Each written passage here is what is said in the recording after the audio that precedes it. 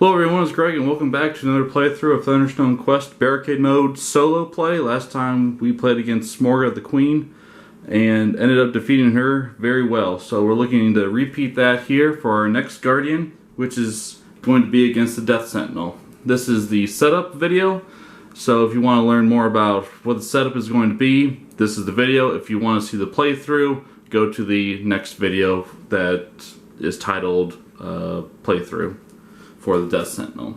So this is going to be the Death Sentinel lair.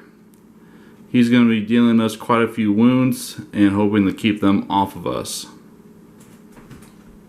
For the dungeon, it's going to be similar to Smorga's, but there's going to be 3 dungeon tiles differently. For the level 1, it's going to be the Gate Cavern, plus 2 health, but we can knock that out for each light that we have. It'll reduce by 2 for each light. Then we also have the mine. For level 2 rooms, crypt. Unless you have a rogue, discard 1 gear token after moving into this room. We'll get a blood and a +1 experience for it in 1 light. Dangerous passageway, 4 health, but we're reduced by 2 per each light that we have. Level 3 rooms, fire chasm, 6 health, but same as the last one, reduces by 2 for each light. And then the vault. We'll go back to a level 2 room for after battle, +1 wound, and a treasure card for 2 light to enter. For our heroes, it was kind of hard to decide what I want to do, but I've decided I want to try this hero again, the Terrakin. He is a cleric fighter, human, -1 for potions. I want to keep a cleric in there, especially because of all the wounds that he's going to be dealing us. So I want to keep the wounds off me best I can. Then also, a little different here from normal, I went with the wizard, actually, Varus. +1 light if you have a wielded weapon. So he is a wizard, but he helps with wielded weapons and heroes. So that's why I went with him. For magic, I went with Summon Storm. For village ability, if you have a wizard, put this card on top of your deck. 2 attack and 1 light.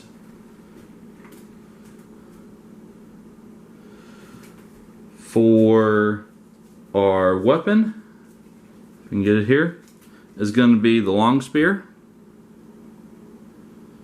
+2 for heroes of level 2 or higher. Those will be our only weapons and spells. And then we have 2 items this time. We have the Amulet of Power. And we have Ring of Spell Storing. So spoils, choose 1 spell, put it on top of your deck. You have +1 HP, has 3 gold. So I'm going to keep a couple of those in my deck as well, I think. For our monsters, level 1 we have the Null Raiders. Level 2 we are going to have the Minions of Chaos. In level 3 we are going to have Ancient Protectors, which are golems.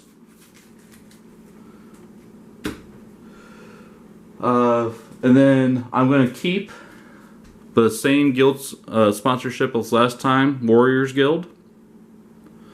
It was kind of a toss-up of which one I really wanted, but I decided to go with this one because I'm going to be dealing with fighters and weapons.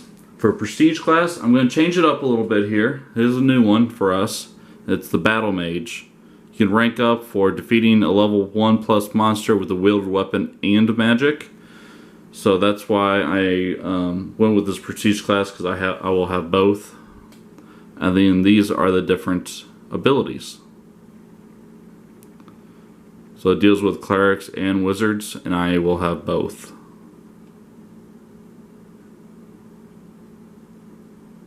A little draw power here for rolling trophies. can reduce, or if you roll blood, you can use your trophy instead. Remove a monster for spoils. Then this is an interesting one. Before battle, add one monster from another room to this room. Give it -5 health and -2 wounds. Battle all monsters in the room. So that's interesting. I'm not sure. I haven't read through all of them in detail, but I've not seen one like that before. We can battle 2 monsters at once. So with that, we will be having, I think what we're going to be doing is playing on easy level again. So I'm going to trade out 1 adventure for, I think I'm going to do my Terrakin. So this is going to be an easy difficulty again. I'm looking to be a little more challenging though, because it's a rank 2 boss. So we'll see how it goes. Keep in mind that we can always change it up. We can always make it more difficult, but I just want to give you different playthroughs of different Guardians and how they play. Adding 1 level 1 monster is not going to make a huge difference in how the game is played by any means. What we can do though is change up the damage chits. There is another way to make it more difficult, is by you taking 1 damage chit out of each place and you replace it with a different one that gives different effects to make it a little harder for you as well. So I may do that. I need to go get them real quick.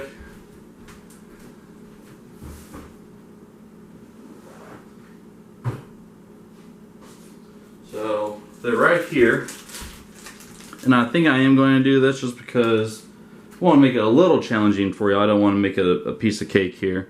So like Arcane Wonders has +1 cost on it, so it actually is worth 11, not 10. For the Guild's Quarter, you have to spend +1 experience points to rank up or level up your monster or your heroes. The Marketplace, -1 experience. Temple, -1 experience. So I may do that. Oh, and Bazaar, everything is +1 cost. So you can take these damage chits out and replace, or take the other ones out, replace these. To make it a little more difficult, there's 2, let's see, there's 2 Bazaars, 2 Arcane Wonder, 3 Arcane Wonders, 1 Marketplace, 1 Temple, and 1 Guild's Quarter. So I may do that just to make it a little more challenging for y'all, or to see it a little more challenging, and we'll see how it goes here. I'm not planning on fighting Death Sentinel again here, but I'm hoping for a solid win as well. So I will replace these, and that will be the end of the setup. So next episode or next video, we will begin the playthrough to defeat the Death Sentinel. Thank you.